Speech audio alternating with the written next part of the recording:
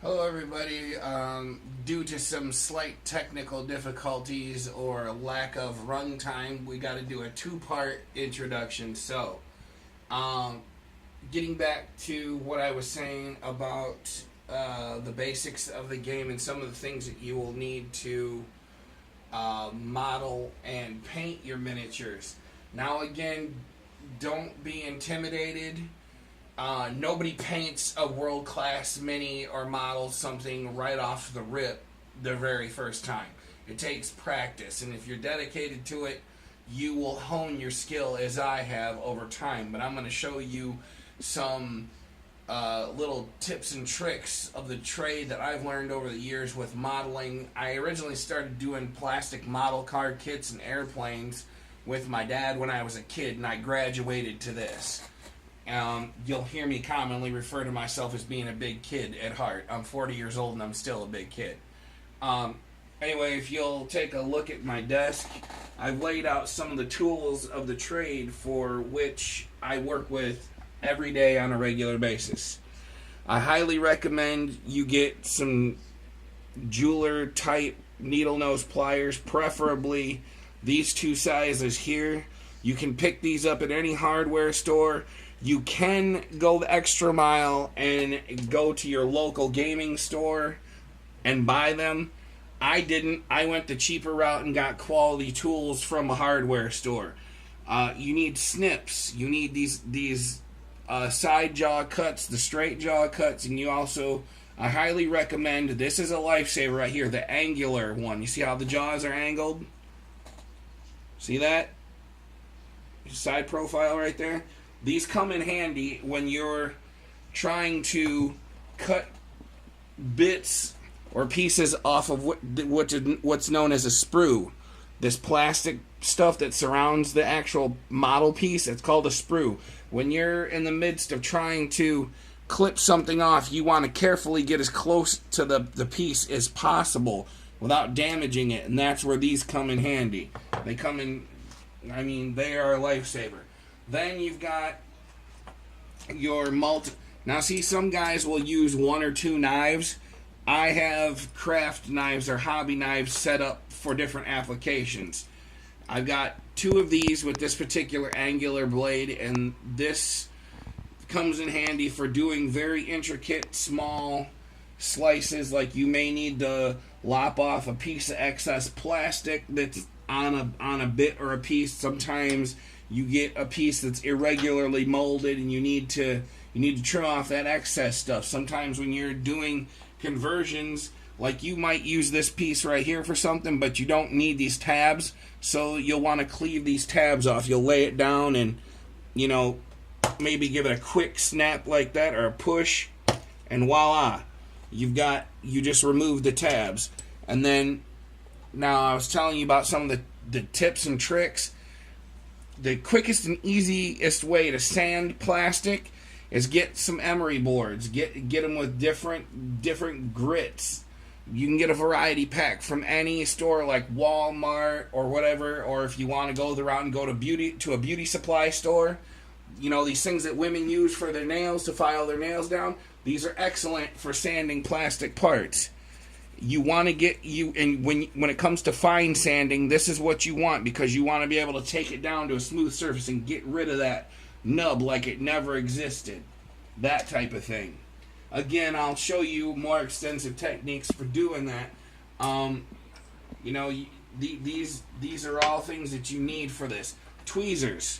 I've got 3 different sets of tweezers that I use. Angular, slightly bent or angular, and then I've got your old-fashioned straight. Now, these two right here are like from a scientific kit that you would use to like dissect, worms and stuff like that. A science kit, an old school science kit. You can pick those up at any hobby store. This right here is actually a tool that is used for modeling clay, but I found out that this exceptional tip right here and this work very well on plastic. Again, for taking down irregular excess plastic and modeling things and shaping things, this is a nice tool to have here. I can give you some examples of, later on I'll talk about painting and techniques just to get you guys familiarized. Games Workshop has their own line of paints. This right here is an actual jar of what they call Bestial Brown. This is what they call as a foundation. This would be something that you would dry brush and layer in conjunction with the paint to get a custom paint job that looks realistic. You want your miniature to look dirty, like he's weathered and been out in battle. You have to paint him like that, and I'll show you how to do that. This is another color that's commonly referred to as layer, but again, it's a specialized paint that you use. And then they also have what Games Workshop calls as a shade. And this is basically a liquid like wash. It's an ink that goes over the paint. Once you've done all your dry brushing and all your custom paint work, you put this over top of it, and this gives it a nice finish. This is to give it a nice finish. All the foundations and the paints and the inks come in different colors, and so on and so forth. But getting back to what I was saying about customizing the vehicles, the thing that I love most about the Orc Army is because they have their own technology that the mech boys are responsible for making and inventing, but also they're looters and scavengers. It's not uncommon for orcs to have what they call a looted vehicle, and I have an example of this right here. This started out as an Imperial tank. Anyways, like I said, this is an example of what's known as a looted vehicle. This was originally a Imperial tank that has been converted to be an orc vehicle. It's everything. This is what's called a looted vehicle or a converted vehicle in orc speak. Getting back to the tools and things, the basics you'll need to play the game. You're gonna need plenty of D6s. These, your standard dice. They can be the big type. A lot of guys buy what they call the brick, which has, a couple of dozen dice in it.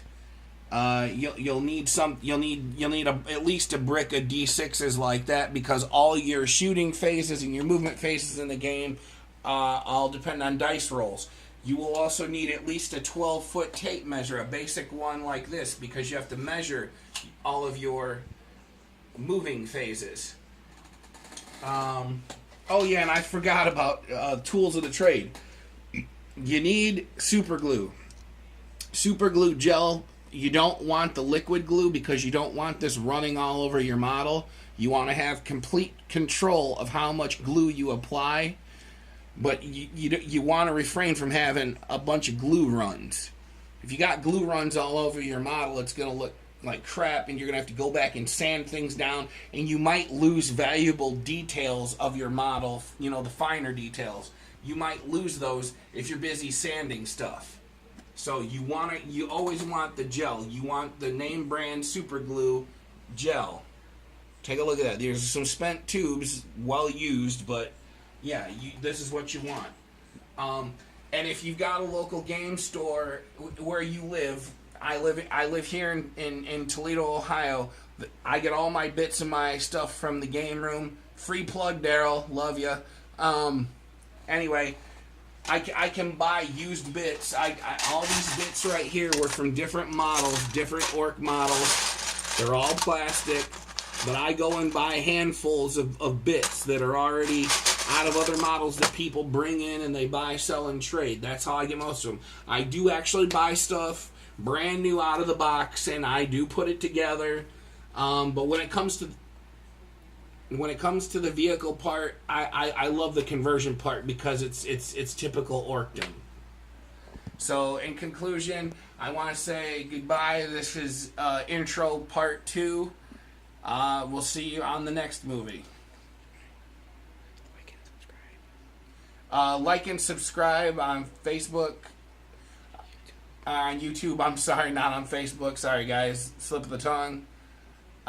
Take care, and peace and love to all the nerds.